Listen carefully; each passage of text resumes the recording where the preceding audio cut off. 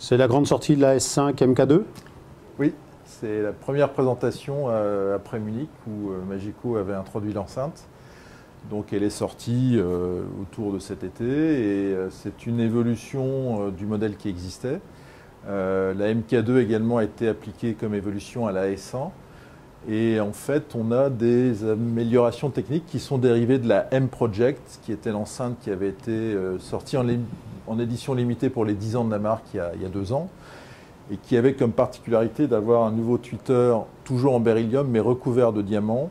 Et on a gagné encore en naturel de restitution, en définition.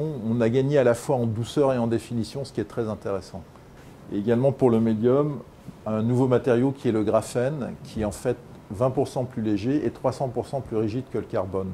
Donc on est toujours dans l'idée d'avoir quelque chose qui va vers le maximum de rigidité et le maximum de légèreté pour avoir ce travail en piston qui est l'idéal théorique duquel on essaie de s'approcher. On garde évidemment les structures telles que oui. Magico vous a La fait. forme globale reste la même, mais il y a quand même eu aussi un travail sur la caisse, un travail mécanique, puisqu'en fait on a par exemple sur le dessus une plaque qui est beaucoup plus épaisse qu'avant, qui est bombée d'ailleurs, qui donne aussi un aspect esthétique assez intéressant.